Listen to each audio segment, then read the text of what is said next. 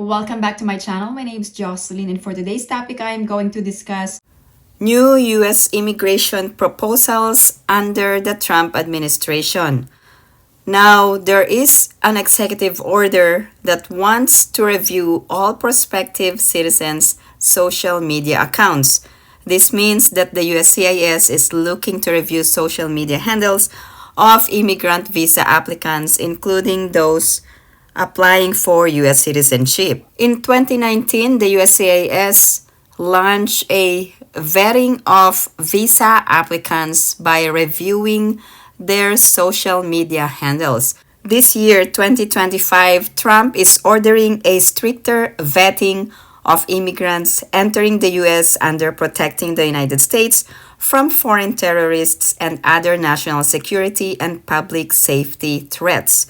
So this means that the USCIS will gather more personal information on immigrants to help identify national security threats. This means that data will be collected from individuals on applications for immigration-related benefits, and it is necessary for the enhanced identity verification, vetting, and national security screening and inspection conducted by USCIS and required under the Trump executive order. The USCIS is estimating that the change would apply to 2.5 million immigrants applying across 9 different form types, and this could result to an extra 285,000 hours of work per year to its staff's workload. A USCIS spokesperson said that reviewing social media accounts would strengthen fraud detection and ensure applicants were not a threat to public safety or national security. This means that if you're applying for an immigrant visa, you need to review what you post online, especially if you have several social media accounts. There is an important update where all illegal immigrants staying in the U.S. must register, otherwise they will be faced with penalties. They must register, but as Inland Empire reporter Leticia Juarez explains, if they comply, they could risk deportation. If they don't, they face fines and jail time. For undocumented immigrants in the U.S., a new wave of uncertainty looms as the Department of Homeland Security rolls out a federal registry. The mandate requires anyone without legal status to register or face criminal charges and fines. The executive order is directing the Department of Homeland Security to ensure that aliens comply with their duty to register with the government under Section 262 of the Immigration and Nationality Act and ensure that failure to comply is treated as a civil and criminal enforcement priority. Now, who needs to register? All aliens or illegal immigrants 14 years old or older, and you have not been fingerprinted or registered when applying for a U.S. visa, and if you remain in the U.S. for 30 days or longer, you must apply for registration and fingerprinting. This is like an overdue policy for the Trump administration because everyone who is applying for a visa must be fingerprinted. Parents and guardians must ensure that their children below the age of 14 are also registered.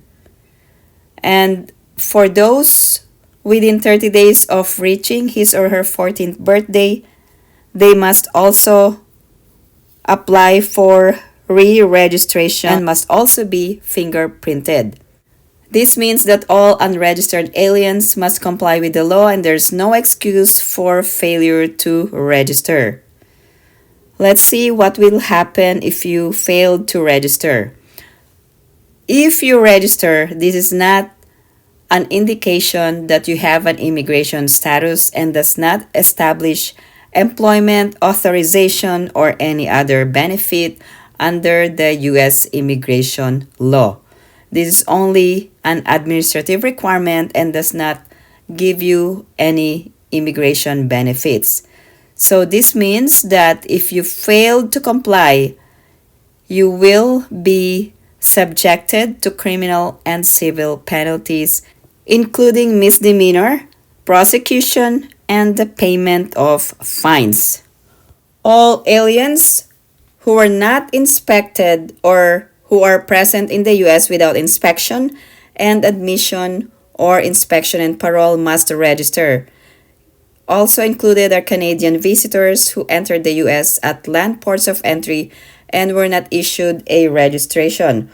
Also aliens whose benefit requests are not listed, and then those including applicants for Deferred Action for Childhood Arrivals or DACA or Temporary Protected Status who were not issued evidence of registration. Just hours after President Donald J. Trump's inauguration, the CBP-1, which is a mobile application being used by undocumented aliens, has been discontinued.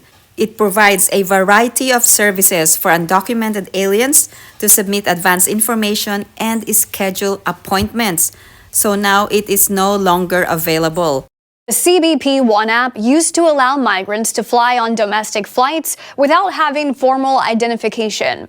A new policy from the Trump administration is putting a stop to it. The TSA posted the changes on X, announcing the app will no longer be used to bypass typical security protocol for U.S. citizens of showing a valid ID. The app used to serve as migrants' ticket through, using immigration court documents stored within the app to verify who they are. At least 60,000 migrants have flown using the app. Many migrants look to travel by plane to reach sponsors or desired cities while awaiting the next step in their asylum process. Now the CBP One app has been updated and is called the CBP Go app. Under the new TSA directive, migrants without ID will only be allowed to board flights if the agency can confirm the travel is for self-deportation purposes. The local ABC affiliate in San Diego reported parts of its airport are empty, where 1 year ago it was filled with migrants sleeping on airport floors, awaiting flights out of the city paid for by migrant advocacy groups. Here's a local report from Fox 5 San Diego a year ago showing what conditions were like in its airport when migrants were using the CBP One app for air travel. On Thursday, we saw a bus drop off dozens of migrants at Terminal 2 at the San Diego International Airport. Local organizations say hundreds of migrants have slept at the airport each night over the past week after crossing the U.S.-Mexico border and being processed by Border Patrol. The Trump administration has argued this was a safety threat to allow migrants without valid IDs board domestic flights. But some immigration advocates are reacting differently to the TSA dropping the app as a means of identification. An immigration attorney said it's going to cause a lot of heartache and hardship for asylum seekers. This is going to put a burden on border cities that will now have to find alternate ways to help people transit to their destination cities. We reported on Tuesday that DHS shut down the CBP One app as a means of entry into the U.S., DHS saying it will now only serve to assist non-citizens in leaving the country. The enforcement and removal operations. We have a very unique role in the federal law enforcement community. We are the only entity that identifies, apprehends, detains, and ultimately removes from the country. So we have a broad scope of responsibility. Ultimately, our job is to ensure that the individuals that are in this country circumventing the laws of the immigration system are brought to justice and are removed, and it's our job to keep our community safe. We're targeting individuals that are circumventing our immigration laws, that have come to this country to do harm to our citizens, to our communities, to our country. We're targeting individuals who are national security. We're targeting individuals who are just, in general, violating the immigration laws as they're currently written. If you have any other questions or comments, please post them down below and I will get back to you as soon as I can. Again, thank you guys for supporting my channel. And if you haven't liked this video, please give it a big thumbs up. And if you haven't subscribed to my channel, please subscribe and hit that notification bell. I always welcome new subscribers. Thank you guys for watching. I hope everyone is staying safe and have a great day.